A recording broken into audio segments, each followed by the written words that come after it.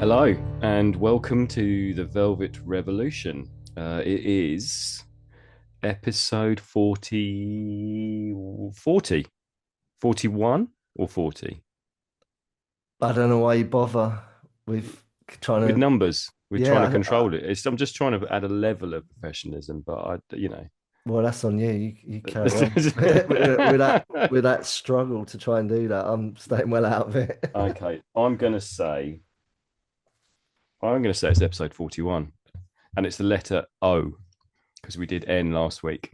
O That's for orangutan. O for orangutan. I think that's important to know what letter we're on. Maybe not the episode number, but yeah, we are in now officially in the 40s.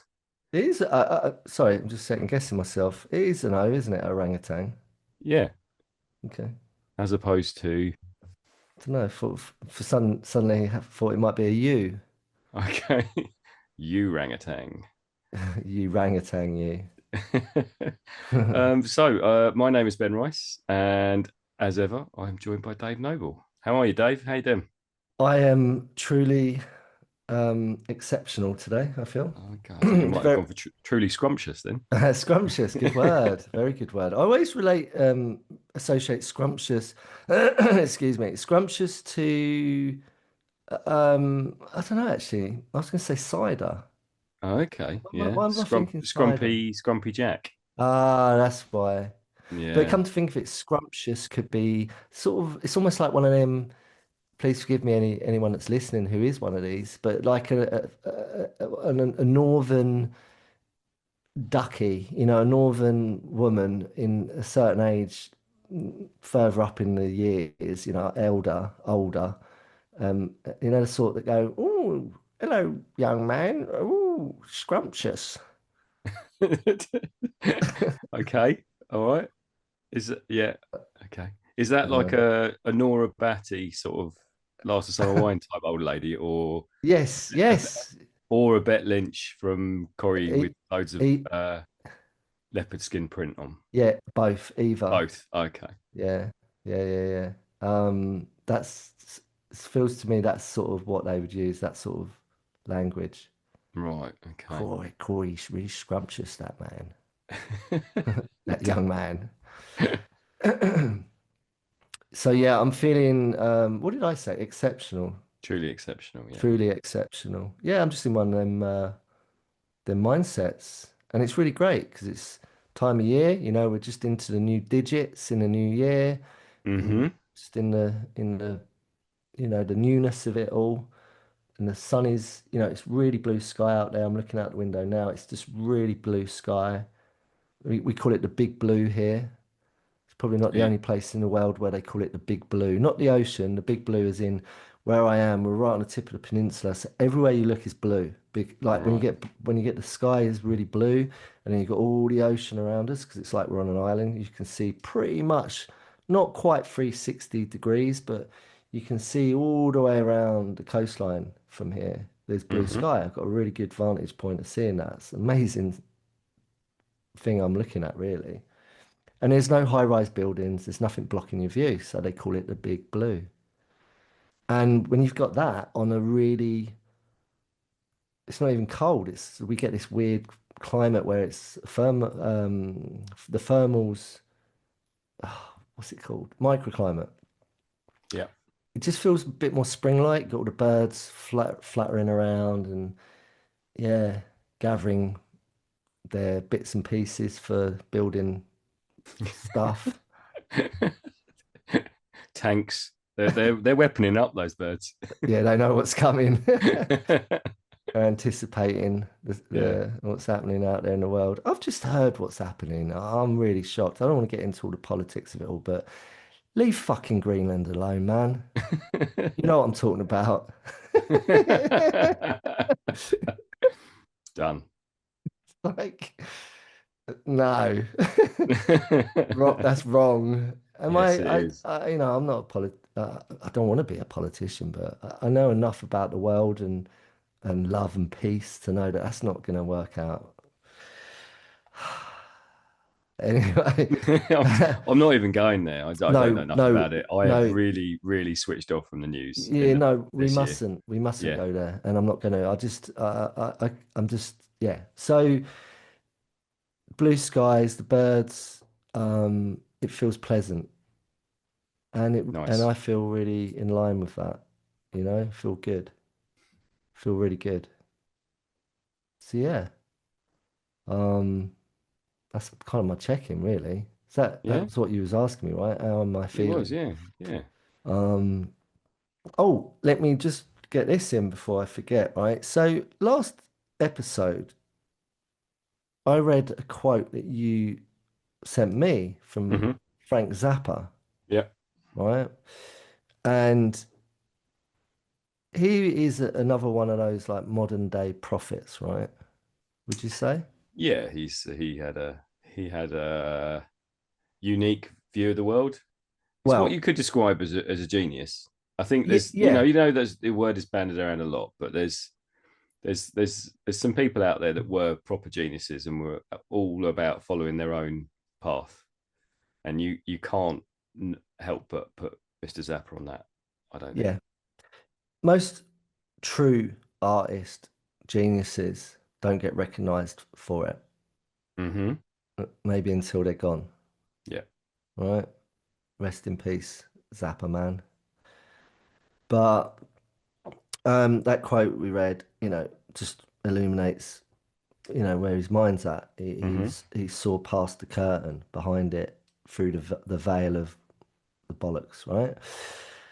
And that's why it makes him a modern day prophet, in my opinion, right? Anyway, and I last night watched, I dug a film out which I forgot I had called Zappa Mm-hmm.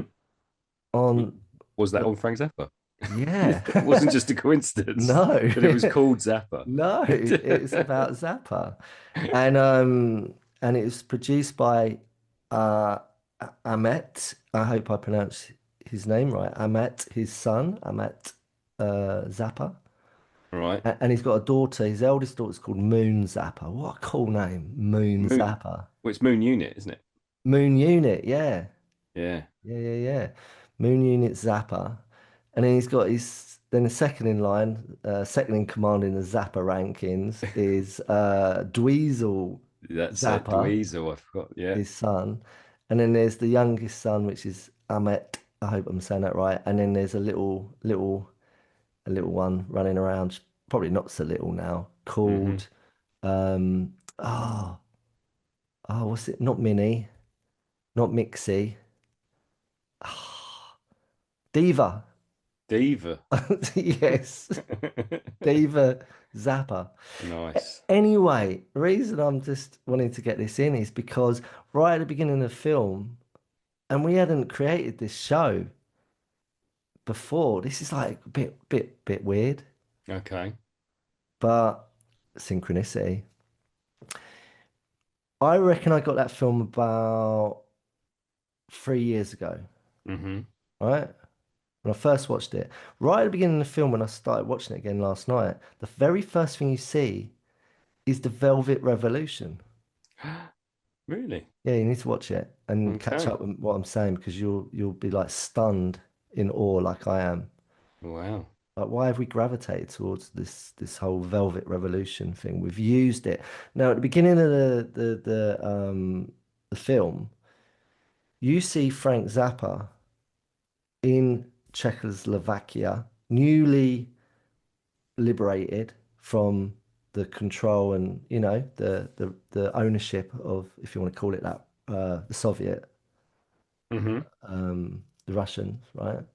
1989, when they had that very peaceful. It was peaceful with the people, but you saw on the film, the footage, that the old Bill weren't being peaceful. They were clumping people. Mm-hmm. Fucking dodgy, innit? But the people weren't doing that. They were peaceful, holding the line, being peaceful, killing with kindness. They were holding the line, man. And he went over there and became an advocate, an unsung hero for him because the people of that state really loved his music because he represented fuck the system. Right. Okay. And what you were saying earlier, he didn't conform. Mm. A misunderstood, unsung hero. Was his heritage? Was he Czech? Italian. Italian. Okay. I think his father was Italian or his mother. Yeah. Born in the States, though, I Yeah. believe. Yeah. And he ended up in the canyon. Yeah, Laurel Canyon, in the valley. So, anyway, quite spooky, eh? Yeah. I think he would have, he's up there now, Zappa. Zappa's helping us out, I reckon. Yeah. He's zapping us with his frankness. Watch the film anyway. I will. Sorry if I've bored anyone, but it means a lot to me, but I wanted to share it. So Yeah. we wouldn't have this if it wasn't for Frank Zappa. We wouldn't have the namesake. I mean, it's not Frank Zappa didn't coordinate and instigate the Velvet Revolution in 1989 and liberate all of the Czech Republic, but they saw him as the mascot for it. And I don't think the United States of America were too happy with one of their citizens advocating for what he was doing. Probably not. Probably not. Anyway, let's park that up right there. But yeah, I'm good. So over to you, Mr. Rice. How are you? I am recovering, I think, from I feel very tired this weekend. Very it's been a full-on week. Um it's been yeah, work's been really, really busy, Mm. really intense, and then I've yeah, and then I've had a couple of late nights. I went to see Kill Bill, the whole bloody affair on Friday, which is the two Kill Bill films put together as one. So I went to the cinema in Ha- London. Hang on, you watched one and two, the first Yeah, two back to back yeah. in one So it's sitting. yeah. Wow. How long are the films? So it's about 4.5 hours altogether, Blooming hell. and they've changed quite a lot of it. So the yeah, there were bits that they'd had to put in black and white for the censors because there was so much blood, and they've Oh. taken them out of black and white now. So yeah, it was yeah. I think it's one of Tarantino's best films because it's yeah, it's a complete mishmash of so many different things, and a sort of homage to all the shore scope kung fu and wuxia samurai films. So yeah, I love it. I thought it was great. So that was Friday night. Did you? I'm just imagining you sitting in a cinema back to back two films, 4.5 hours. Did you not have a little restroom break or go for a little There lollipop? there was an intermission of 10 minutes. So 10 minutes. yeah, so we You had a had 10 minutes to scrub your eyes and go, right, okay, ready for the next onslaught. yeah, Jeez. and it was at the Prince Charles Cinema, which is one of the best cinemas in the land. Where's that? It's just off Leicester Square, but they are one of the cinemas that Ah, holds the torch for independent and old school cinema. It's a proper red velvet room, I've been in and it. I've been in it. yeah. And Is it? last year they were trying. Their landlords had decided that they were going to up their rent and change their contract Of course they did. because where they are, I'm sure, is worth millions and millions of pounds if Mm. some lovely property developers could get their hands on it. Yeah. So they were, so yeah, they need all the support and the press they can get because they are a great cinema that have a really good, Oh, interesting repertoire of films that that isn't mainstream and just showing all the big blockbusters. yeah. So I misinterpreted that. So that's a good thing that they've done that. Yeah, They're yeah, trying to retain it, not trying to out yeah, people. Right. Okay. So when you go past, the main cinema, yep, so that's on your right as you're walking into Leicester Square. yeah, And yeah, then sort of just up on the right, there's a little alley or yeah. road, That's and the you one. go Yeah, up there and it's on the right. yeah, on the corner. Yeah. Yeah, I saw the Vans skateboarding premiere back in 2000 and sort of like, I don't know, 11 or 12 probably. It's called Propeller. And it was amazing. I went in there, there's all these pro skaters there and they came up on stage. It's a really lovely Yeah, Lovely cinema. Yeah, I know what you yeah, mean. That's the one you was describing last episode when we were saying, imagine a theatre and you're all sitting in a theatre. yeah, yeah. Very much that. That Red, is, yeah, red velvet. Yeah.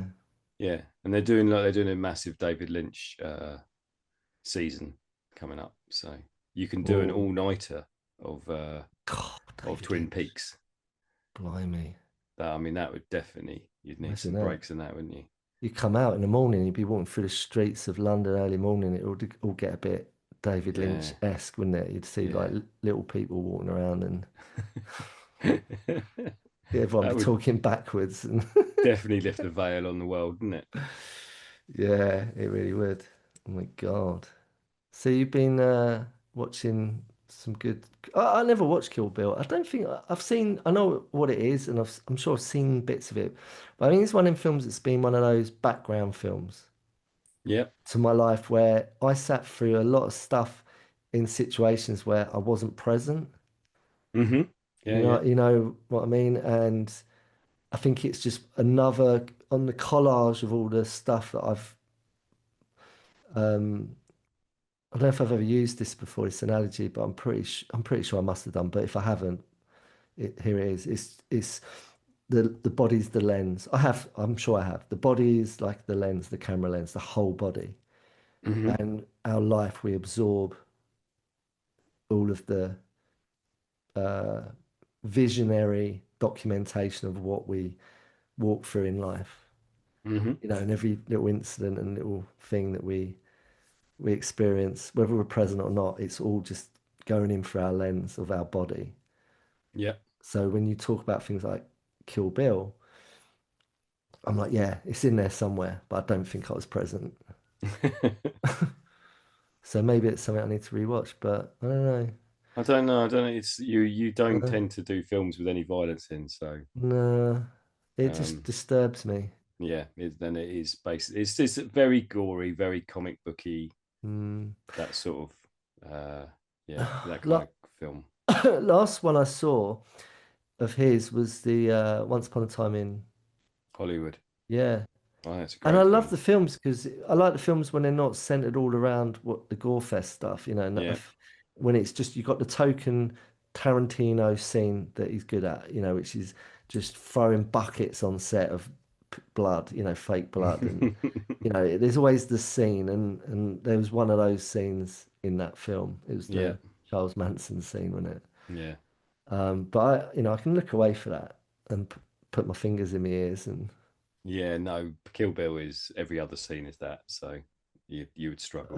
The last time I completely tortured myself in that situation, I was really early on in recovery and sobriety. You know, I was Right. newly sober, newly in my emotions and in my body, and I was really, everything was very raw, you know, and heightened visceral experiences of everything, you know.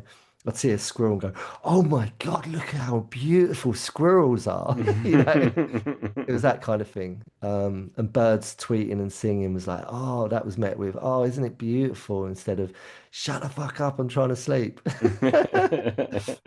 And I remember going on a date early, Mhm. early, like my early, you know, recovery of recovering who I was.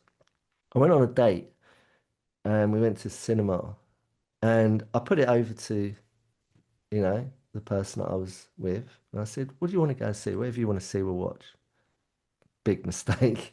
Paranormal activity. Oh, right, okay. Right, and I sat in a cinema, and I swear this is not no word of a lie. You know, like when you're looking at a screen in the cinema, I looked sort of like the bottom right hand corner of the screen throughout the whole film. I couldn't watch it. It just makes me go a little bit nutty. Yeah. I don't like shit like that, man. It really just, it worries me why people are so like love to soak that stuff up. It's not for me anyway. Yeah. Some people just like to have the the bejesus scared out of them, don't they? They just Yeah. like that. Mm, Yeah, it's not my cup of tea on the whole. mm. I don't. I'm not. Yeah, horror is not something But I gravitate towards. uh, I mean, maybe it's because it's not real that people can flirt with that stuff and get on the edge without it really affecting their lives, they think. but psychologically, surely that's got to mess with your brain a little bit. I don't know, but um, I'd rather put myself in life situations to put myself on the edge. You know, like as in jumping out of a plane or something like that. You know what I mean? Okay. Yeah, I wonder whether it's that whole extremity of emotion. Sometimes I think people need to feel stuff and they need to feel something quite visceral and they need something quite extreme to feel. I know Yeah, in the past when I know my own sort of yeah, I feel quite I can feel quite numb. So when it's easier to feel something really extreme than it is to feel just go and yeah. see something. Like I also went to see Hamnet last Sunday. Oh, but Hamlet. Yeah, and Why have they it's called it Hamlet about Hamlet? because in that time, Hamnet and Hamlet were the same word, same names. They were interchangeable, Okay, and so yeah, his little son is called Hamnet, and I mean, I'm not spoiling anything, I think, because everyone knows, but yeah, he dies, and I then didn't know that. then he writes Hamlet, Okay, uh, and I don't know. so it's I'm going to not. say something really controversial here from my perspective. This is my opinion. I don't like Shakespeare.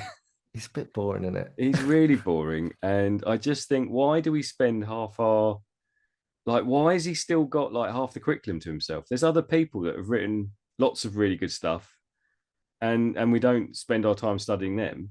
Like, yeah, go on, keep going. I just I just think I don't know. It just feels very. It's going to offend a lot of people here, but Especially in Birmingham. And it wasn't even Birmingham or something, like Worcester. no, he was in Stratford upon Avon. I'm sorry. Sorry, Oh Stratford. Ain't that far from Worcester, though? no, no, there's Stratford. There is a Stratford up there, and then there's a Stratford down near London, He's and not from East London. he is. No, he's not. Check it out. Ask your robot. Go on. You Okay, love your robot. Ask the robot. I'm not asking the robot. So he's, he's not from East London, man. I'm telling you because I've been up there. There's a sign on the county on the. yeah, It that's where he was says Home of born, Shakespeare. and then he lived in London and had a home outside Stratford. Oh, so he moved down. So he's born in Stratford upon Avon up in the Midlands, right? No, And then he's he moved. He was see this shows the right, sort of, and then he moved to East London, right. Stratford. Where was Shakespeare born? Got to get very good link now from Central Line from Central London out to Stratford. Right, Shakespeare was born in Stratford upon Avon, Where's that in the Midlands, right? a market town in the Midlands of England. Yeah. Yeah. Okay. Yeah. See, this is just it. I'm not. Yeah. I know. And I don't even care. are you I asking don't your even are care. you asking your robot? Is that your Yeah. robot? See, I actually am going to big up your robot now because it's validating what I'm saying. But I just don't. I You're a just don't. teacher, Mr. Rice. You're a Well, teacher. this You're is meant to just know it. this I stuff. just don't think. I don't know. Someone somewhere has decided that Shakespeare is the most important thing, and most Nah. people that go on about how great Shakespeare are actors. So it Yeah, all just feels, Thespians. yeah, it Yeah. all just feels a bit of a loving. And it's like, oh, if you don't Yeah. understand Shakespeare, da da da da da. And it's like, yeah, he wrote some great words, but it's like 600 years old now. So why can't we do something?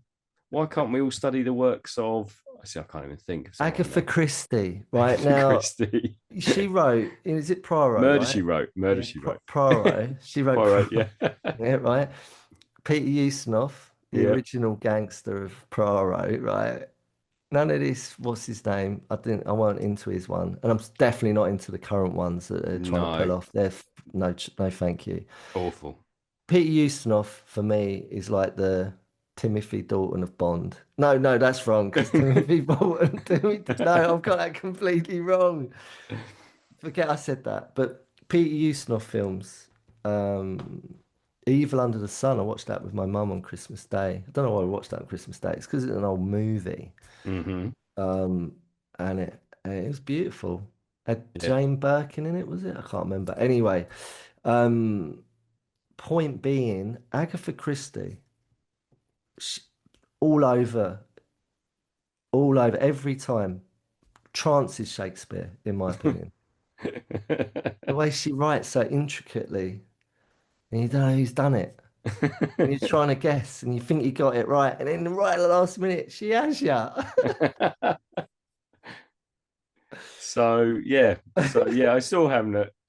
Jessie Buckley is incredible. I love her. She's great. She is just. I mean, if it's worth seeing for her performance, it's worth seeing because the film is beautiful. It looks incredible. Mm, Uh, and it is. I wasn't moved by it like I should have been. Like mm. there's a child dying in it. It's fairly, it's fairly visceral stuff, but just wasn't. I wasn't blown away by it. Is it a Uh, true story? Like, as in really true? I Is haven't it really checked. centered on yeah. Anyway, why are we going into this so much? Why do we care? You don't care, do you? I don't You've really care. No, I yeah, don't care. you're not a fan. I think I think Agatha Christie all day long, and second to that, Frank Zappa. Okay. Well, why not David Bowie? Why don't we study David Bowie? Yeah, yeah, yeah. And I rewatched, and then we'll end on this and move on, I feel. Right. I rewatched The Search for Sugar Man about I've still never watched that. about Rodriguez. Yeah, You've yeah. not watched it? Got to watch it, No, man. Right. Watch Zappa and watch Search for Sugar Man. that's my afternoon sorted Right. out. Yeah. Now he was part native. He was native of I may be wrong in saying this, but he was native Mexican, partly maybe Native American, Indian. I may be wrong in that, so please forgive me if I've got that wrong. Hmm. And he never made it successful until later on when he became a cult thing in South Africa. Okay. They thought he was bigger than Elvis in South Africa, but he was an unknown in his home lands of United States of America. Why is that? Now, my conclusion is because of the heritage. Okay. I just don't think he was mainstream, cool in Yeah. their eyes. And there was people like Bob Dylan who like, twanging on about fucking bollocks. So I know you love him. Yeah. Don't slate Bob. I know you love Bob, but no, I shouldn't have said that because he's a legend in his own right. I didn't mean that. What I meant was Sugar Man all day long over Bob Dylan. Really? Watch the film, watch it. Watch it. Okay. His voice, his musicianness, I can't even say it. His musical ability, All right. his writing. Okay. That's a big call. It Bigger than is. Bob. It is. Not sure. It's only my opinion I'm sharing. Yeah. Doesn't mean it's Well, real. Doesn't mean it in my is. opinion, you're wrong. Go and watch The Search for Sugar Man and report back. Okay. All right. Okay. Okay. Shall we get into it? I think we should because, I didn't Okay. realize you had this opinion about Bob, and this might be the end. I This might be the end of the podcast. I don't listen to his music. I watched the film. I love the film. I like him in no, sorry, I don't like him in. I like the Traveling Wilburys, but What? I love Tom Petty. I love George Harrison. George Harrison. See, I can't stand Jeff Lynne. I love Jeff Lynne. Do you? I think Do you like ELO? I think he's like a little bear. Do you like ELO? Um, Not really ever given it any Mr. Blue attention. Sky. Hello, I, Mr. Blue Sky. I just like the Traveling Wilburys. I really like their Okay. music. I find it very jovial. Okay. Yeah. But since Bob crashes the mic with his vocals, it's like, oh man. I'm really offending anyone who loves Bob Dylan. But Me. You're offending me. it's just my opinion, right? Yeah. There's someone out there, I'm not going to say it is, who has this comeback on that, which is if you're choosing to be offended by what I'm saying, that's up to you. But I'm still going to say what I'm saying. Okay, I choose to be deeply offended. It's just my taste, my opinion, the way I see it. Yeah, Doesn't mean it's right for everyone. It's just how I see it, right? it definitely doesn't mean you're right. Yeah, I get that. Right, let's move on. Let's move on, man. So it's my turn to pick, right? Yeah. Yeah. Yep. Okay, let me get them up. Let me get them up. So I've not had a peek. I'm just opening up right now. Right, it's quite a lot of them. Quite a lot of those. Yeah, I'm going to read them, right? Go on him. Openness. Maybe that's something for me. Maybe I need to be more Yeah. open. You need to open your heart to Bob. Oppositional. Yeah. Yep. Overt. Oppressive. Do you feel oppressed right now, Mr. Yeah, Rice? I really do. Open-minded. That's the same as openness. Obedience is red-lined because we've already done it. Okay. Outgoing. You're really outgoing, you are. Yep. I like you because you're really outgoing. Overwhelmed. Oh, Mm. that's a good one for the times. Bob probably would have said that. The times Overthink. they are overwhelming. Yeah, yes. Overthink. Yeah. Ostracize. Ostracized. I don't know why we got just why. Let's get rid of that one. Don't need two in there. Orderly. Hmm. Ordinary. Okay. Orthodox. Obscene. I like that one. And optimistic. Okay, there's three I like there. I'm just gonna say optimistic, obscene, because I just like the word and what it could unravel. What's the other one? Oppositional, I think could be quite good. And I'm just relating this to where we're at Yeah. because I believe that because of the obscenities that are playing out in the world, it's really hard to be optimistic because of so much opposition. Yeah. Could do all three of them. There you go, weave them all together. And because of my openness, I'm quite overt. I'm quite overt to call out Are you just going to weave them all together? the orderly. Yeah. So I'm not ostracized. Okay. Okay, anyway, oh God, I don't know what to do because I could do all of them right now. You got any thoughts on it? I mean, I've got a pick. Yeah, you got a pick. Openness, oppositional, over, oppressive, open-minded. Being open-minded or openness could be good because it's so powerful. You know, the skill to be able to remain open in these oppressive times Hmm. is hard, It really is. you know? It takes a great deal of optimism to do it. You're just buying time by reading Yeah, out the I words am. over and over and over. I'm getting myself into a web and I can't get out of it. You're caught in a trap. It's You oh, can't go back. isn't that a That's Elvis. yeah. Yeah. Oh man. Well, look, we're gonna do more rounds. We're gonna do more rounds. We're gonna keep going. We're in this for life, man. So we're gonna cover them all. So where am I at right now? How do I feel? How do I feel? How do I feel? I feel optimistic. Okay. So let's go with optimistic. All right. Do we need optimism or optimistic? I like the word optimistic. Sounds like a transformer. Yep. Optimistic. Hey, ask your robot where the Right. word comes from. Okay. Just ask your robot where the word comes from. Dear robot.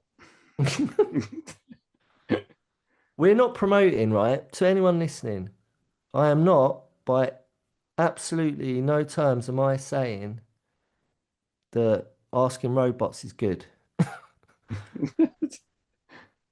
This is just purely um, a feature in what we're doing in this, it appears. It seems that we are using this as a regular feature to have a bit of a jostle and a bit of fun.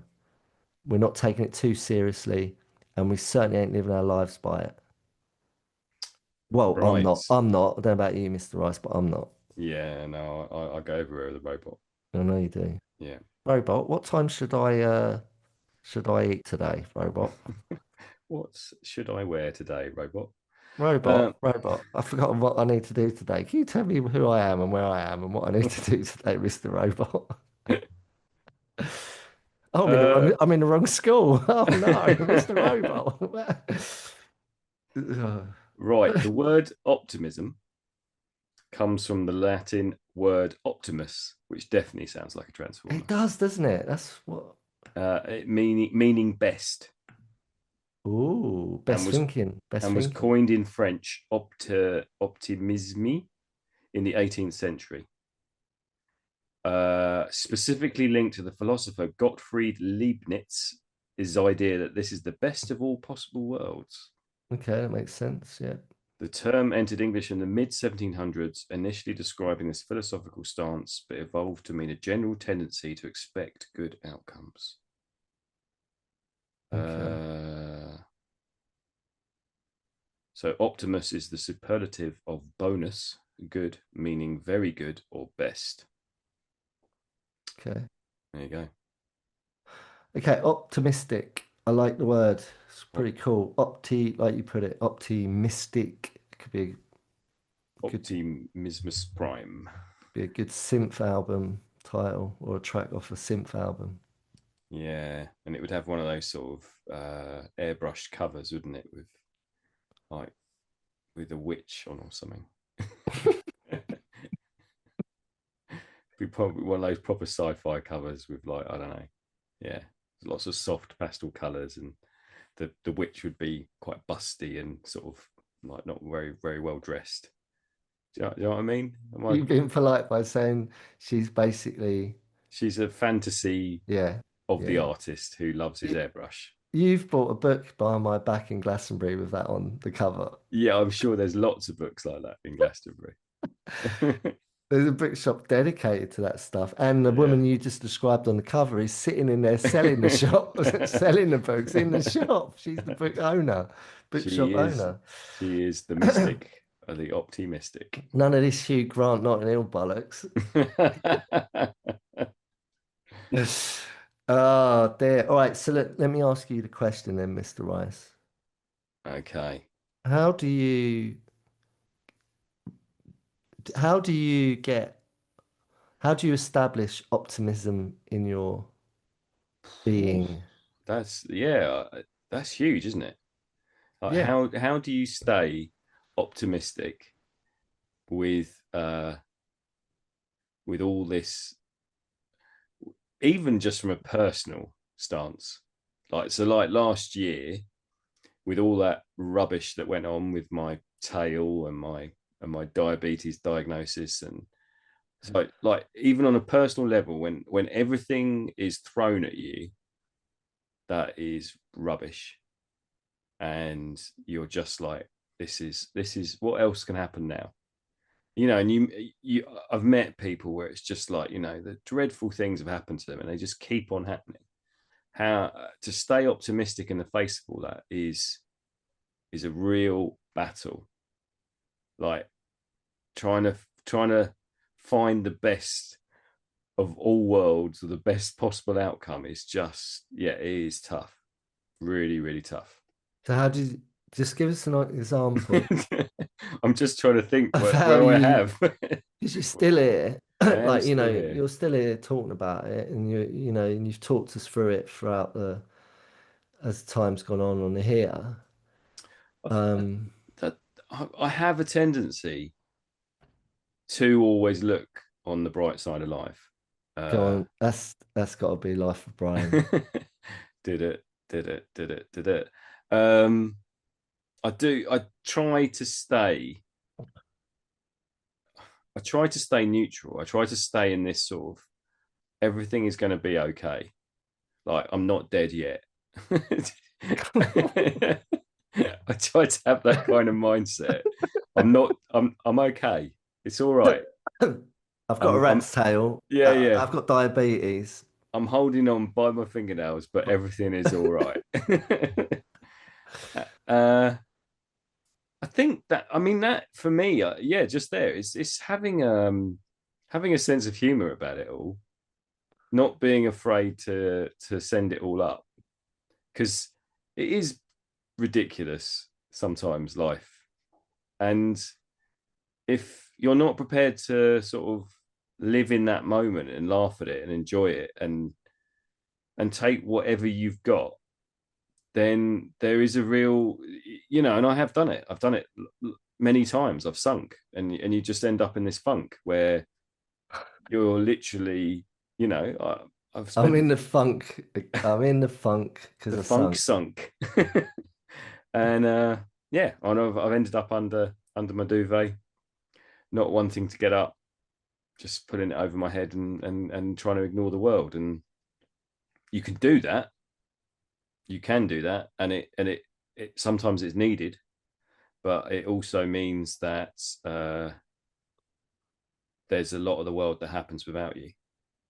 And I guess that's where I always return to. It's better to be in the world than out of the world. Um, but it's a constant struggle to stay optimistic in the face of, particularly. I guess in a way, optimism is exactly why we started this podcast, because we both felt like a tension in a sort of personal in our personal worlds, but also in the bigger picture of what's going on in the whole world.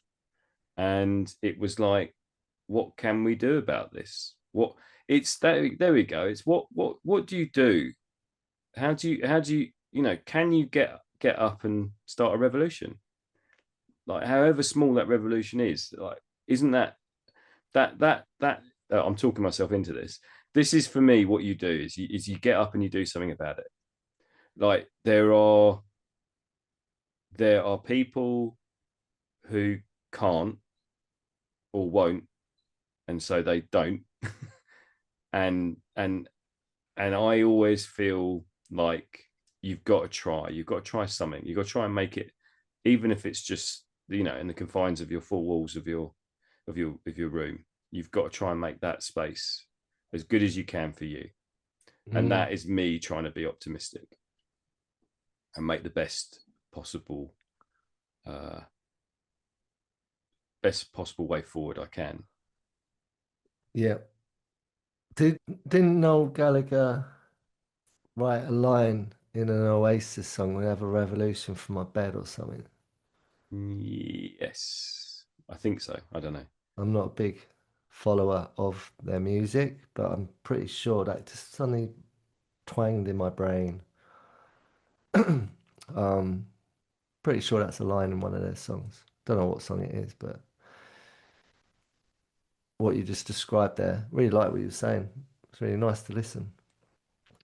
So I think that's what a lot of us do. I think that's a really actually quite a poetic. Maybe Noel Gallagher's the guy we're missing a trick on. Forget No. Shakespeare and Danny Minogue and all the other greats. Noel Gallagher gonna start a revolution for my bed. He's just referring to his hero, isn't he? He's just referring to John Lennon. Yeah, but like start a revolution from within my head. Yeah. There you go, Dave Noble. You heard it here first. But like, yeah, that's what we had them preliminary discussions on.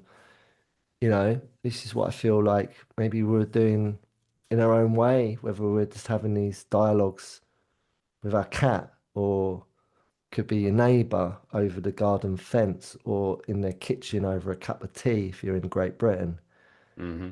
or a pint with your mates and your chums down the boozer, or wherever, playing squash, banging some rubber balls against a hard wall, having cardiac arrest whilst you're smashing balls. You're like, oh, Jeff, and you're starting a revolution together. We have these little mini revolutions, um, aka maybe we're getting on our soapbox. Is that what they call it? Hmm. Where we like to, especially in this country, in the UK, we love to put the worlds to right, but we don't really take any action to really achieve any steps towards doing that for ourselves or for the greater good, unless Hmm. you are the sort of person who can step up and, really motivate yourself and others and to inspire and to capture an audience of listeners who share your goals and aspirations and are in line with your ideologies, etc., etc. I mean, I think there's a lot of cults that are formulated from what I'm talking about. Do you not think? Yeah, I mean it's. I mean, I think Um, we're all looking for some sort of way forward, aren't we? So it's very easy. I think it's very easy for anybody to to find a solution that fits mm, and feels like a way forward. And so that's what we're all looking for. So I think it's very easy for people to take advantage of that yep. to sort of create to create a cult where this is like, look, I've got all the solutions for you. I think that's I think that's always what we are looking for, is those answers, and it's always easier to find those answers if someone else is giving them to you. Yep. And it's so if someone is promising a way forward that seems positive, then it is very easy to fall into that and go forward in that way.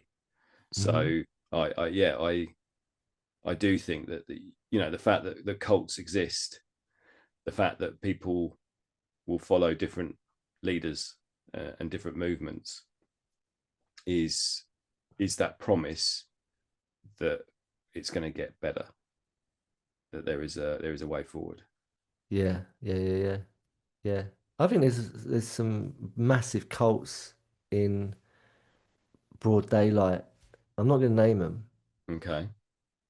because I don't want to be that guy on that podcast doing that thing. But I think there's some really open, in broad daylight cult um, movements, uh, Yeah. and some of them are countries. Yeah. You know what I mean? Yeah. Um, and I'm not even sure about where I live anymore. Whether does it? I don't know anyone listening. How you feel about this? Maybe ask yourself if you've not thought about it before. I'm sure Well, I'm not sure, but I can only presume that most people have. Given it a lot of thought because of the world we live in. I feel like we all.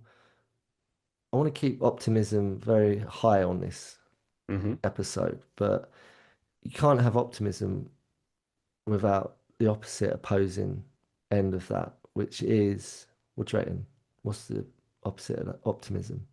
Half cup full is optimism. What's half cup empty? Dread, Dread. doom, gloom. Um, I don't know. What is? Are you asking your robot? I am going to Look ask. how quick you are to pull your fucking gun out your holster. Uh, pull my gun out of my holster. You're gonna have it. You're gonna have one of them chips in your brain. You're Yeah, gonna be yeah. one of them, aren't you? I'm going to have Yeah. Scarlett Johansson in my ear telling me what to do. Pessimism, skepticism. Okay, there we go. All right. Now, as a nation, do you think we are? I'm asking the listeners, but not everyone's in the UK. You're scattered all over. We know that from what we see in the back end of where people are coming from. We've got how many countries? We've got quite a few, haven't we? Yeah, we're big in Spain. Czech, Czechoslovakia. Czechoslovakia love us because Yeah, they think we're something else. yeah, yeah, yeah.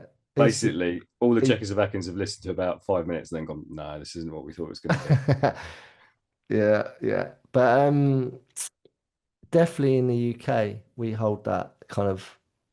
We like to be optimistic. Have a cup of tea. Don't worry.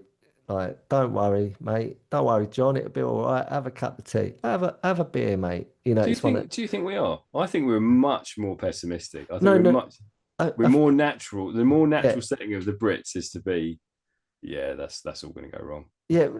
We've got that. That's our default setting, I think, because it's Yeah, drummed into us to be freaking doom and gloom, right? We yeah, ain't yeah. right. It's just just gotta. I've got to go to school and I've got to do this, and it's just oh God, it's just filled with dread, and that's just the teachers. And then you got the students like me who come and go to school and go, oh God, I want to do this. This is dreadful. And you just get on with it, right? And Yeah, it's dread, and you just, that big weight of dread is, that negativity, that pessimism, what's the other word you said? skepticism, Skepticism, right? It's like skepta. it's like skepticism and optimism. It's like the battle. You got to do a cartoon for this. This is an idea for you to pen for Okay. when we finally get some content on the site. You've got and your zine. You got to do a Yeah, because look, characters. I can lift my arm up now. Yes, right. Get to work, Mr. Rice.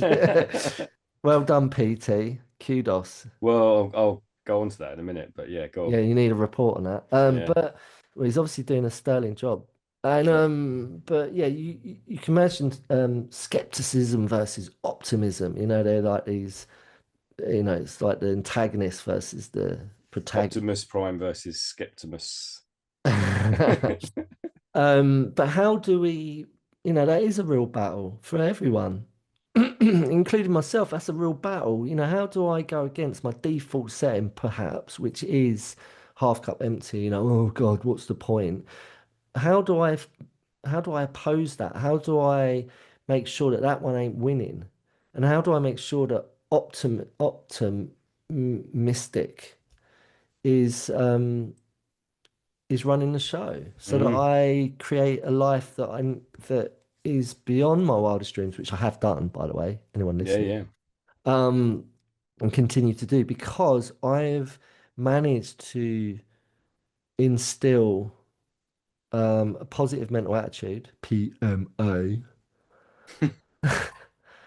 um, to to to to maintain it. I need a positive mental attitude. I need to be optimistic. To be optimistic, I need a positive mental attitude. Is it Yeah, the same thing? I don't yeah, yeah. And well, how have you maintained know. that? What? So you've, in the face of adversity, when things have got really, really, really bad for you, like what it's about, yeah. I don't, all When right. you've hit the bottom Yeah. and you've gone right, I'm going to bounce back up. I'm not going to stay here. What Yeah. what's done that for you? Well, look, firstly, I don't medicate on my depression, on my doom and gloom. I don't medicate on that with something that's going to make me depressed, Yeah, right? Downers. So when I'm feeling down, I'm not going to medicate on a downer. yeah. Does that make sense, people? Anyone Hmm. listening? Does that make sense to you? When I'm feeling really down, I'm going to medicate on a downer. And for anyone that's not sure what a downer is, Ben Rice, can you give us an example of a downer? Um, you've had some really bad news. Your job's rubbish. Yeah, Yeah. And someone's in really upset you. give us an example of something what you're going to medicate, what you're going to use to navigate that depression, if you want to call it that.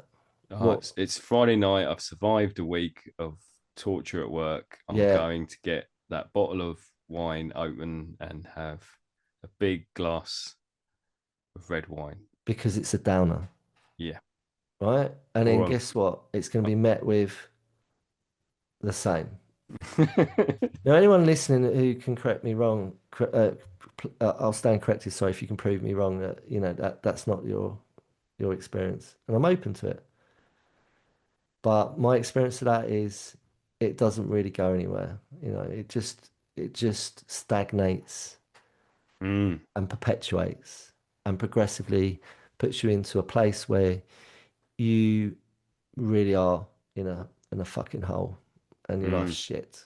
And you might have all the trappings and appear and mask it and make out that yeah, what's the problem? Got the car, got the clothes, got the swagger, got all of this stuff, but internally, I feel like I'm just in a big pond full of contamination and scuzz.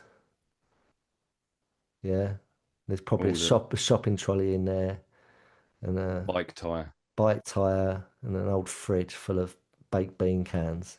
Mm.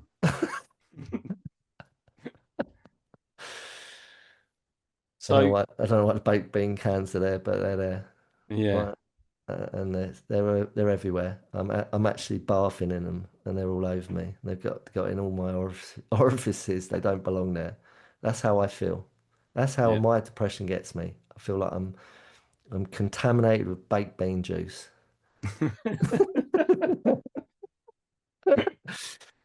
Nice, And there's little nice. toads licking it off of my skin. Oh, It's got David Lynch style, isn't it? yeah, yeah. Yeah, there you go. Right, okay. And Imagine on that, that, people. Is your how if you've got a better version of that, it's not a competition. Please get in touch. Join us at the velvetrevolutionpod.com. Share your describe depression with us. describe your depression in a evocative and descriptive paragraph and send them to us. They should do that at your school, man. Can you do this at your school with the young Mavericks? Like when Well, what? they wouldn't put pen to paper, and they wouldn't have the words in their head, so they wouldn't know No, where to okay. start. Creative writing. Yeah, yeah, but they just won't do it. They won't do Okay. it. Um, where was we going with that? I think, well, for me, what that brings up is choice. I think we have a choice, and all of these instances when we get put in a situation where life sucks, is we have a choice. We have a choice to stay under the duvet or to get out of bed, Yeah. and it's about feeling positive and optimistic that something good can happen. And I guess that you mentioned my PT. I haven't been to him for a couple of weeks. I've got another session tomorrow, but I haven't actually done anything he said. But what I have done, so the thing with the diabetes is I've done a lot of research, and I've listened to lots of different. Well, no, I've listened to one guy in particular. Just the guy, Bert guy. What's his name? No, that's not Oliver Up in Burtman. up in Geordie land. No, that he's called Doctor Taylor, Rod Taylor, I want to say. So I've read his book, and then I just listened to a podcast this week with a guy called Doctor David Unwin, I've heard of that dude. and he got a diagnosis of diabetes at 55, and he said he talks about the fact in his 50s he was overweight, drinking, eating, really depressed, hated his job, ready to retire, tired all the time, just giving up. He'd given up, really. Just a total lethargy in his life. And he got this diagnosis of diabetes, and he had a choice. He did some research, and it wasn't, excuse me, it wasn't actually, I think the first epiphany for him was uh, it wasn't even research. A patient of his came into the surgery and told him that he was a liar and that he was rubbish at his job, because she'd been diagnosed with type 2 diabetes and had been given metformin, which is the standard drug you get given. And she'd been on it for like 10 years, and it had given her really bad stomach, it had given her really bad diarrhea, but she'd been too embarrassed to say anything about it. And apparently, I kind of knew this, but a third of patients with type 2 diabetes that get given metformin develop really bad diarrhea. And it's no one really mentions that. It says, oh, yeah, it might give you a bad stomach, Mm. but they don't really go in yet. So, and what she had done was she'd got into some group online, and had been shown that if you change your diet, you can get your blood sugars under control and you don't need the medication. So he was like, oh, there is a different way. And this is what I loved about this podcast. You had two doctors talking on it, and they were basically saying, we accept the status quo. So same as me, I've gone into the doctor's surgery. They've diagnosed me with type 2 diabetes, um, and I've been given metformin. And basically what I've been told is you're going to be on metformin for the rest of your life.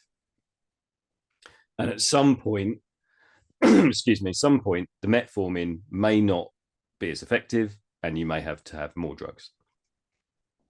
And actually, there is a different way. You can change your lifestyle. You can change the way you eat, and you can stop eating carbs.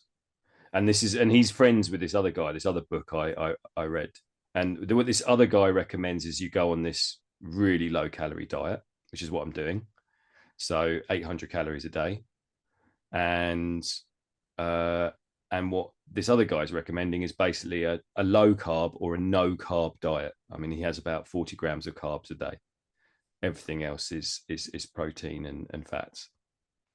And this guy, the doctor that I listen to, he's now 67. He runs pretty much every day. He talks about the fact he can out sprint his children and his grandchildren. He's fit as a fiddle. And his type 2 diabetes is completely in remission, and he doesn't need to take drugs. So I after listening to that and reading this book, I've got a choice. I can choose to take metformin for the rest of my life, and then probably take more drugs as I get older, and eat the bag of M&M peanut M&Ms. There are other chocolates available. Or I can do this diet. I can put myself through a bit of pain for the next 8 weeks, and then I can start eating low carb, and I can say and then I hopefully can come off the medication. Or so that's my choice going forward. And I've got a friend at work, and she's diabetic, and I've given her the book for Christmas, and I shared the podcast with her, and her choice is no. I don't know. I don't like vegetables, so I'm not gonna do that. Doesn't like vegetables. Yeah, so I'm not. What would I eat? Is basically her response. How old is this person? Uh, Young. she's just about to retire, so she's in her Oh, 60. really? I don't. Age shouldn't come into it. Sometimes Yeah, it's a young person. It's like I don't want vegetables. yeah. But she's like, I don't want vegetables. Don't want to stop drinking. So it's not going to happen. Vegetables are so yummy. Yeah. So it's a choice, isn't it? We have a choice all the time.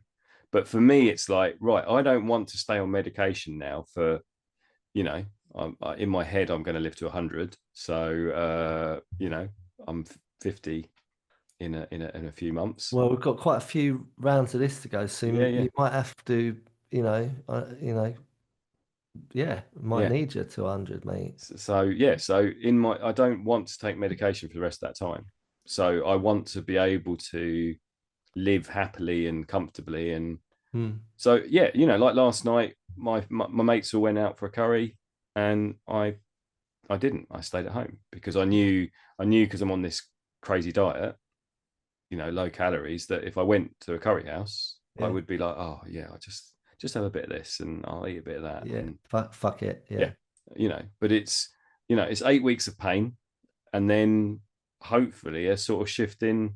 I can go to the curry house, but I won't eat a naan bread. I'll just eat sagaloo. No, I won't eat sagaloo. I'll just eat sag bhajis, and I'll eat loads of vegetables. And it's just about I have a choice going forward, and I want that choice to be positive, and I want to feel positive, and I want to feel optimistic about being in the best possible place for me.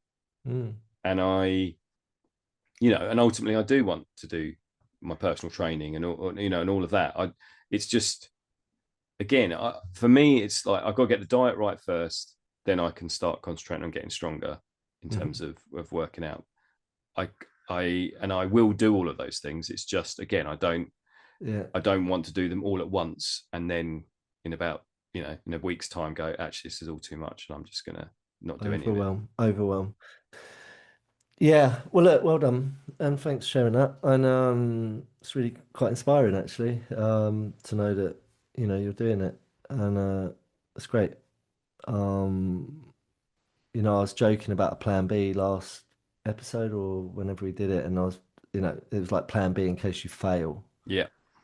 And I felt bad actually. I never said that. I'm sorry. I didn't mean to project onto you that, I'm anticipating you to fail because that's shit. That's the worst thing that someone can do to you. So I'm really sorry that I did that.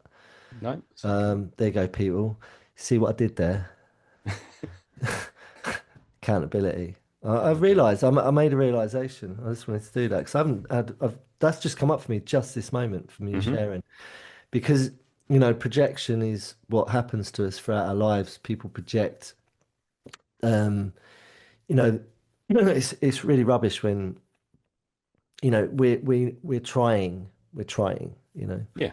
Um, and Buddha, not Buddha, Yoda. Sorry, Yoda always says there is no try, only do. Right, Yeah. and that's kind of what is in what you're saying is like I can try and just kick this can down the street until I'm 100, trying to make it work. Yeah. Or, But I'm definitely not going to get to 100 if I take yeah, that. or I can just choose to try something different Yeah. and do something different. Yeah. Most importantly is do something, not try something different, do something different. That's what I did. I tried for many years I was trying to do something different to have a better outcome. Yeah. And I kept kicking the can down the street. And then I got to a point where I was like, everything just collapsed and I got to the bottom of the bottom of the bottom. Hmm. There's baked bean juice all over me. There was little beans in my nostrils, in my ears, under my eyelids. It was just horrific. And And toads everywhere. yeah, Trying to toads were try. licking my feet. I had the beans in between my toes, and there was toads sitting on my feet, licking and biting little bits of beans out between my toes. It was really trippy, man. It was horrible. Um, I was talking to someone yesterday about psychosis, and we were sharing psychotic episode stories of what's it like? What's your psychosis like? I was like, at the worst point when I had sleep deprivation, and that was a common thing, and that was fueled by chemical enhancement, you know, that was prolonged over a period of time. It just slowly erodes your senses and your Hmm. sensibilities and your everything, as you know. You work with enough people who have that, and maybe you've got your own version of that in a different way.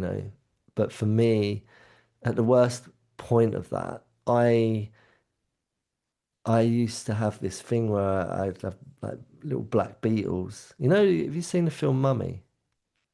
No. The Mummy. I know Where, the one with yeah.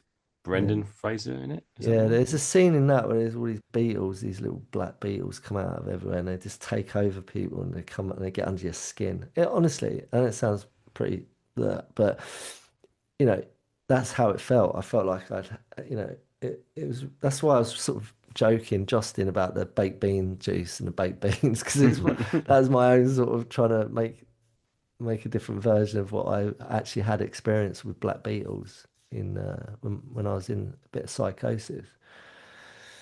Um, but yeah, I had to get to a point where you've got to get to a point. It's what the Velvet Revolution's all about. It's what they got. No doubt the Czech Republic got to that point with the Velvet Revolution. They had their own version of it. They're like, "Well, we don't want to do this anymore, man. Can't go on. We need to liberate we need to get our freedom back.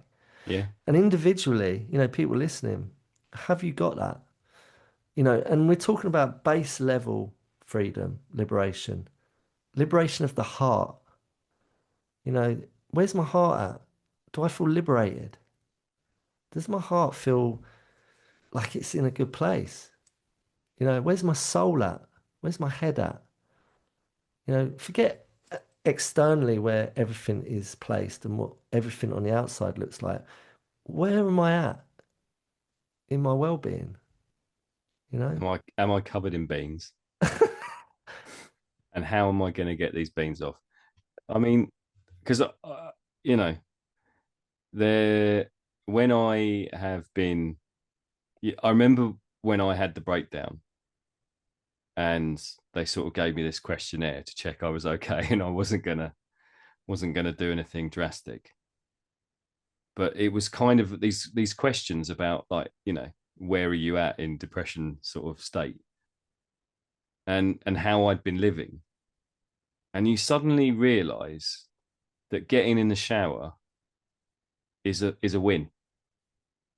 Is like, you don't actually want to get the beans off you, or you don't want to, you know get rid of all the beetles, whatever it is that you're covered in.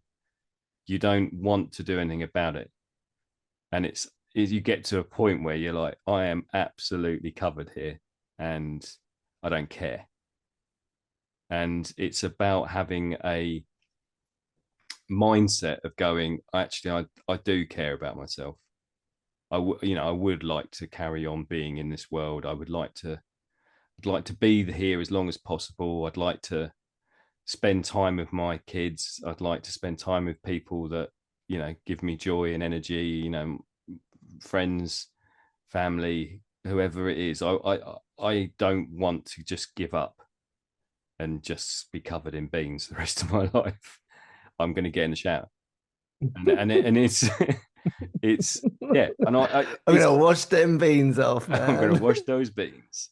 Um, yeah, and I just think it feels ridiculous, but that, even saying it out loud, I just think sometimes is that is the revolution. That is, I'm going to get out of bed and I'm going to get in the shower. Mhm. And I remember going to a really good uh, inset stroke talk. Teaching is, very rarely do you actually get really good inset. You get, when you go and do training as teachers, very rarely do you get people that you go, yeah, they've really inspired me.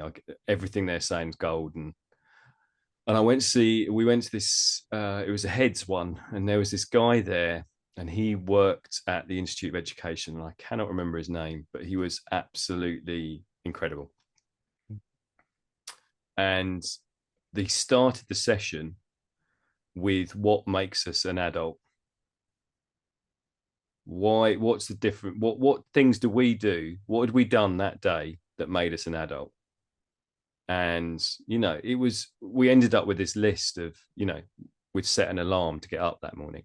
I plumped my pillows and made my bed. I'd brushed my teeth. I'd had a Yeah. shower. Uh, yeah. I put clean clothes on. All of these things that we take for granted, and I think we also don't notice when we get to a point where some of those things start to slip, Yeah. where just the basic requirements of being an adult. Housekeeping. Yeah, it's like, I need to do this. I need to have an environment, Hmm. and a personal level of care that means I can then function in this world. Yeah. Yeah. And Absolutely. so often we, definitely with the young people I work with, we are almost, uh, we're forgetful that these young people haven't even got that. Yeah. You know, we have a there's an incredible lady that comes in and brings us bags of hygiene products. Oh, that's good. And so we give these, there's drawers and drawers in one of the offices of sanitary products, That's of lovely. deodorants, of shower gels, and we can give these to the kids, and it's just basics, and for them to feel human and to feel like they can take care of themselves is incredible. Mm. But it's something that we take for granted, and it's also something, I think, as adults, that we can also let slip when we're not really respecting or being optimistic about our our place in the world. And I know Yeah. that's something, you know, I know when I'm in a funk, and I know I know I'm bad, I I don't wash the beans off. See, I love this. Thank you for sharing that. It's heartbreaking to hear. Um, just to be reminded, I know because I've been in the places you work. Some people, count your blessings, man. Mm, Count your blessings because people have it worse than what we do. mm, Perspective always comes down to that. mm, Um, Half cup full or half cup empty. Um, Getting back to the beans, right? mhm, The way my brain works is I now work with, I always have done. I think the Joker in me was a mask, right? mhm.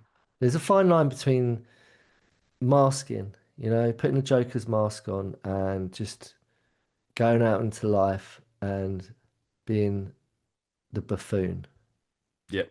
right? The court jester, right? And there's millions of examples of people doing that who it's a fine line between wearing a mask, but then can you take that mask off when you're not in that performance? Some people do it for a profession, some people do it to disrupt and cause effect, some people do it for their own gain, etc., etc., etc. And some people do it purely, simply for survival, Mhm, as I did, right? To get through school, to navigate my school experience, I learned that I need to be the Joker. Right? To get through social situations, I learned that I need to wear that mask. Right? Because deep down, I'm hugely insecure and deeply um, confused and unsure about my reality and how I fit into it and how I relate to people that I'm interacting with. Found it quite a struggle because I was quite reserved, quite shy and timid and vulnerable at the heart of it all, at the center of it all. So, creating that alter ego, the Joker's mask, I'm the bad man, I'm the Joker, etc., etc. But there's a fine line between that and actually using the humor to get us through life. Yeah, definitely. As part of that is survival, of course, but not to know when we need to be the adult as well, mm. like you was just talking about, You can't just laugh your way through life if you disregard some basic stuff, housekeeping that we need to do, But I'm a massive believer. It's not I believe, I know that my life is so fruitful and peachy because of my mindset and approach and attitude and the spirit for which I see the world is through the lens of it's very satirical. It's like Mhm. one big Monty Python sketch. Yeah. Yeah. Yeah. It's like the life of Brian. You know Mhm, that we kind of you did that line, mm. and I straight away heard the whistling and I Yep. saw him on the cross tapping his foot and they're all in unison singing, always look on the bright side of life, whistling. Yeah. And that encapsulates the spirit of, they got absolutely annihilated by um for being blasphemous. But they clearly said, look, when we separated right at the first part of that film, right at the beginning, you saw Jesus on the mound, like doing his sermon, up in the distance, and we separated, saying that's not who Brian is. Mm. This is a different character we're placing into the film who's got his own story. Yeah. Yet they still got really attacked for saying you're monarching, the great man that was Jesus. And it's like, no, we're not. We're just trying to bring some humor to life and show a satirical perspective. through the lens for which we feel people need. Mm, And it's a huge, it's, again, that was a cult film, cult classic. It's become mainstream now. But I feel like there's a lot we can learn from that. yeah. A I mean, lot, there's a lot you can learn from the teachings of Jesus. mhm. That's a given. Like, of course, it's beautiful that, Jesus has left some teachings for us to tap into if we choose to and live our lives by. But I think the teachings of Monty Python are just as relevant. And that's quite controversial me saying that. Yeah. But do you not think Jesus would want us to whistle and laugh and have fun and see the half cup full Yeah, yeah, and not take everything so fucking rigidly and so serious? yeah. Well, I think we've there is the when we started this, looking at the word optimism and or optimistic, and we could have gone down a very bleak path of the world today and the state we're in, and you mentioned Greenland earlier, and you can make it all about everything else. You can make it about everything else that's going on and go, that's it, I'm giving up because I can't. There's nothing you can do about that. There's a lot of hot air going on around the world at this moment in time. There's lots of men in power beating their chests, doing ridiculous things, and we have absolutely nothing to do with it. No, there's nothing. Theatre. It's Yeah, theatre. yeah. It's theatre. Or you can make it about what can I control? What can I do? Hmm. Can I look after myself? Can I go, this is ridiculous. I don't even need to be part of this. I can be part of something much more optimistic, much more uh, controllable. I can focus on the fact that actually for the next 8 weeks, I'm not going to eat any of this, and I'm going to look after myself, and I'm maybe going to go for a walk, and I'm going to start doing some strength training, and I'm going to, or today I'm going to sit and I'm going to write, and I'm going to journal for 40 minutes, and I'm going to write whatever's in my head, and I'm going to see where that takes me. But it's that self exploration. It's that self of what do I need to feel good, because if I'm not doing that, if I'm not nourishing me, then I am just going to end up in a uh, skeptical, pessimistic, everything's bad, the world's going to end tomorrow, you know, it Mm. might.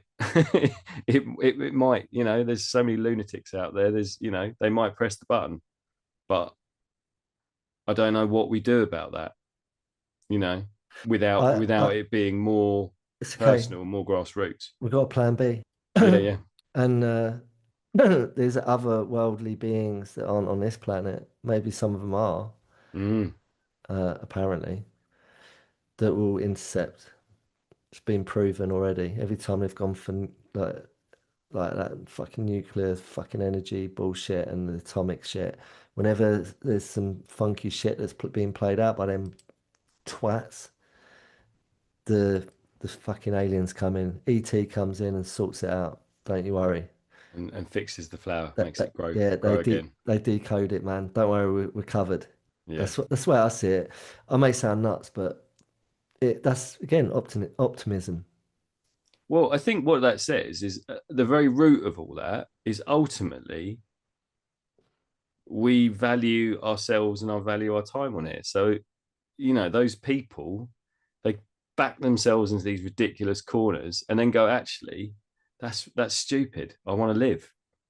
And and that's got to be the way forward, isn't it? It's got to be like, actually, do I want to destroy everything? and Mm. and and that you can take that at a world level, you can take that at the personal level. Is do I want to press the button and So, just give up yeah. and just I'm picturing what was the Saturday morning shows where they used to, they get covered in gunk. They used to sit on the chair and then they had the Was tank that above them answering questions. Was it Gilbert well? the I'm thinking Gilbert the alien with his gunk. Yeah, it would have been But on that as well. But get tis fresh. tis Get fresh. was and all of those, Yeah. those shows where you'd get gunked. Timmy You know, Mallet. Timmy yeah, Mallet. press the button and the tank of bean juice just covers you. It was bean juice. It freaking was, I think. Yeah. Or not. Or I'm just gonna get out of the chair and I'm gonna go for a walk. Do you know what I Mm, mean? It's it's yeah. I mean, I said this earlier, but I do think it's a choice. And we forget we have a choice yeah, constantly. You know, yeah. which way we're gonna go. There's always, you know, a, There's- a left and a right, a yes and a no, a black and a white. You know, which one are we going to go for? Yeah, And maybe even there's a third way each time, or a fourth yeah. way, or a, you know, there's choices.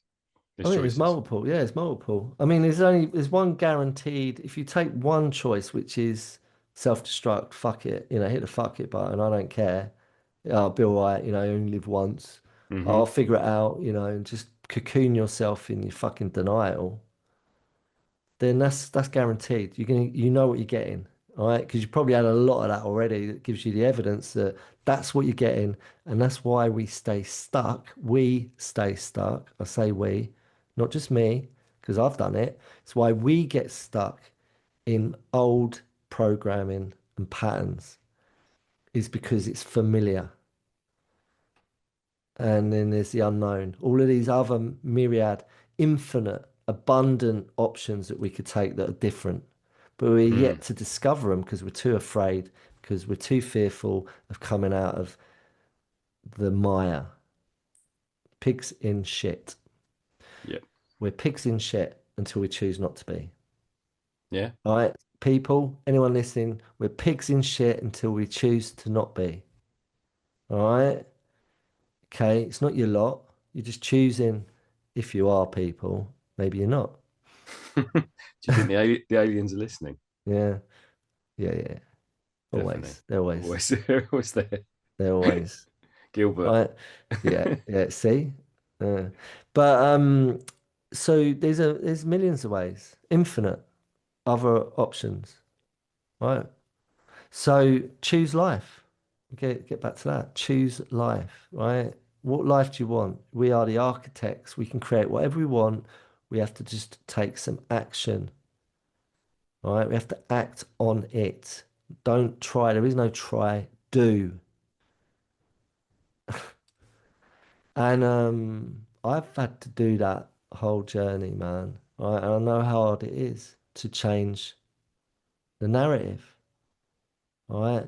Because that default setting of half cup empty, which us Brits, not just the Brits, there's other nations that no doubt have that. Well, I know there are half cup empty. We live in quite a half cup empty universe at the moment.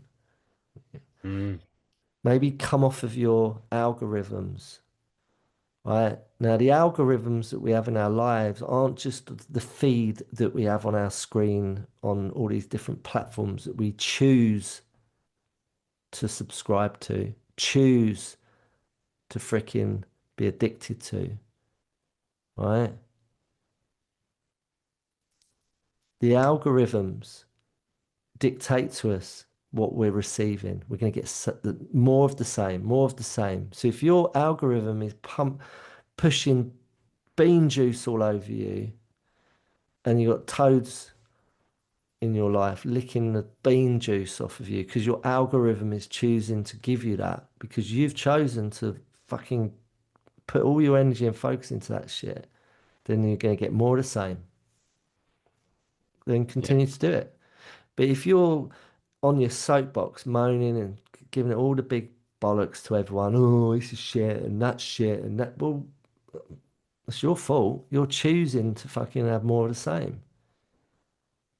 All right? Take accountability for what you're choosing to do in your life and the actions that you are choosing to live by and start to create a different outcome. It takes action. Create a new algorithm. If you need to, you have to come off of certain things. You have to unsubscribe to certain fucking things. I've had to do it to change my outcome. Guess what? My outcome's better because I've done it. I've chosen to do it. I think that's really key because I think, you know, addiction is very, very real. And addiction isn't a choice, but you do still have choices.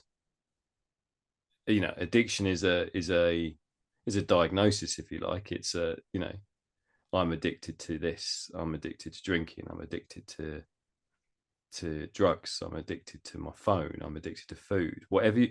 You know to there's always that stigma around labeling, but I think for me what that then gives us is choice. And so often we get to a point, and I have this quite a lot with parents, when their young person is quite, I believe, is showing particular traits. So say I get a young person in the school and I'm like, actually, socially they're really struggling, they're getting it wrong a lot of the time, they're very impulsive behaviors, there there's a number of traits that would suggest to me that there may be on the autistic spectrum, say. Mm-hmm. And you know there is a sort of debate about whether it's better to label a young person with a condition or not. It's better, just to sort of keep treating them normally. And but for me, it's like having being told I'm addicted to this. I'm addicted to food. Okay, right. I now have a choice. Once I've been given that label, I have a choice as to whether just to go, oh, that's it, I'm an addict, or I'm autistic, or I've got ADHD. And, I can sink into that, and that can be me. That can be my mask, how everyone, the lens that everyone sees me through. Or it's a choice to go, right, okay, so I now understand this about myself. I understand that if I have one peanut M&M, I'm gonna have 1,000 peanut M&Ms.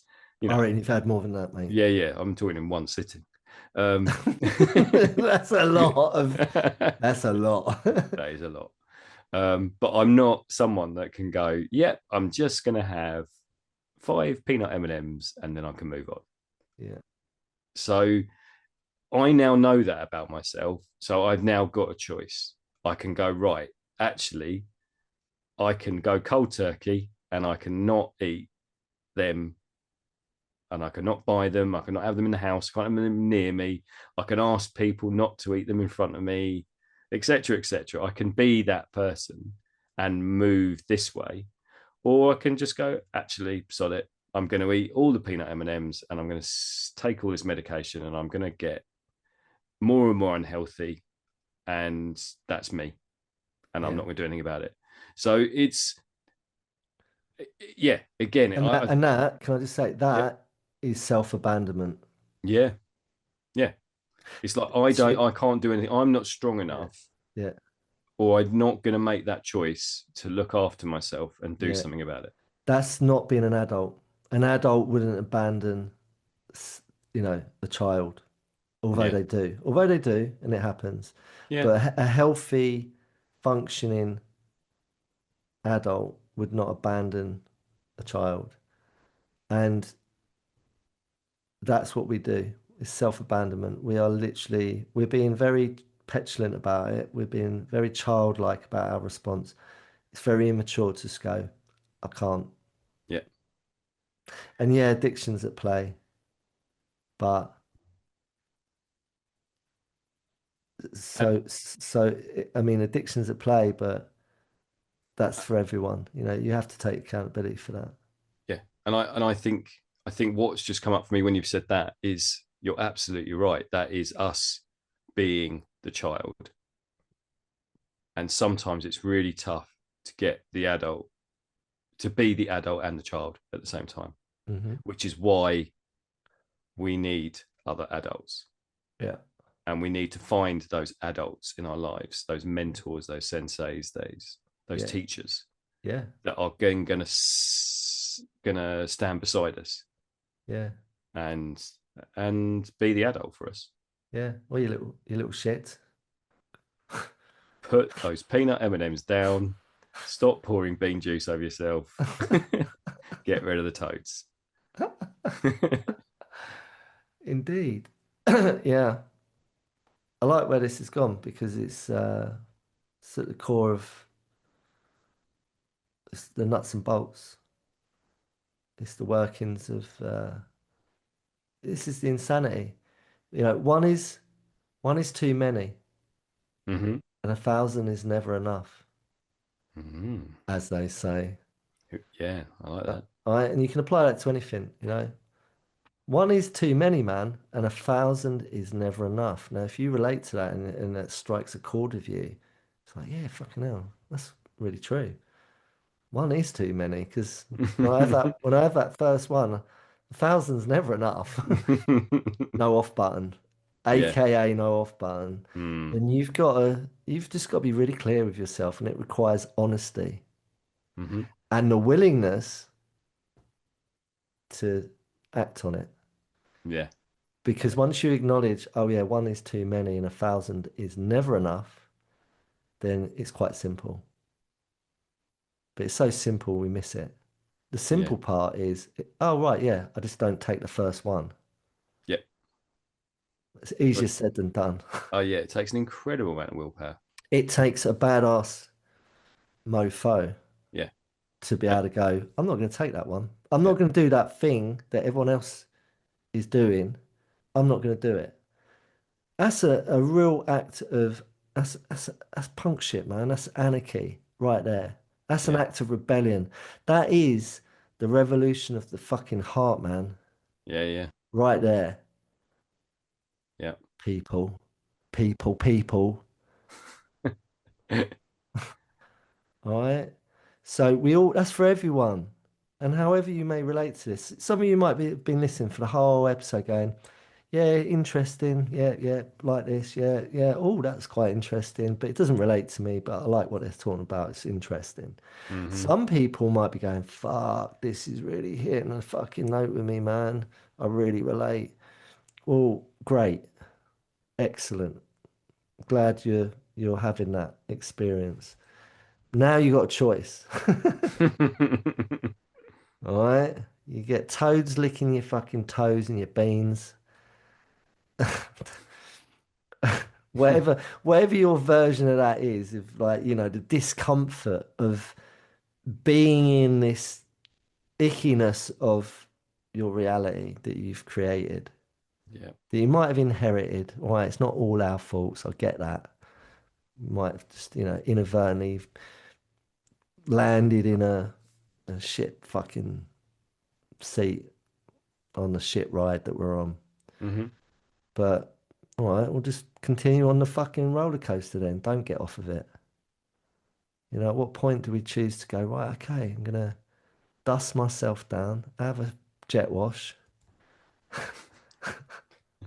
and cleanse myself, recenter, and reprogram. And start to freaking live a life that you really want to live, that you dream of. Start doing it, man. Hmm. Time is now to bloom.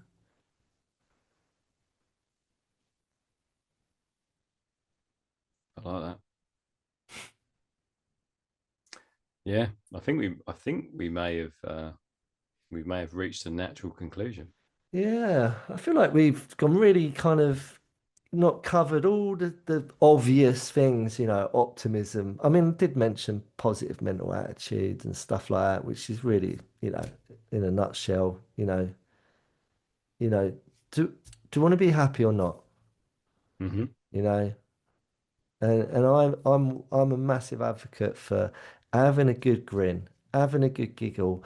A laugh a day keeps the doctor away, man. Hmm. Yeah, we don't want to be sitting in front of a doctor going, Doctor, I don't feel right. You got some more of them tablets so I can just like function. Yeah. Have a grin. Generate, cultivate a sense of joy, true fucking ecstasy. I checked in with, I feel, I can't remember what I said, ecstatic, was it? I can't remember. Okay. Yeah. It's a long time ago now. But I just have a giggle, man. I make sure I cultivate.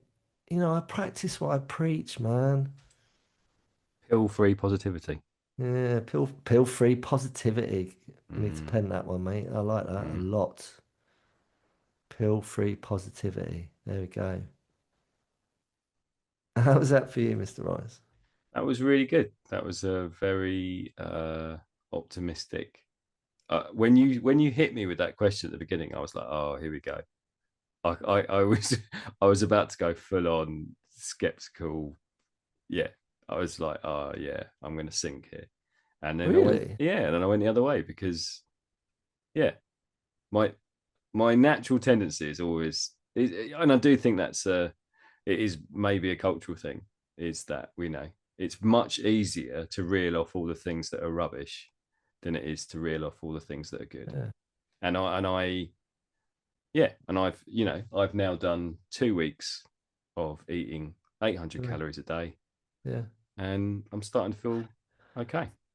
Beautiful. And look, I really want to just dovetail on what I mentioned earlier about me apologizing for projecting, the failure part on your part of like, oh, you're not going to do it.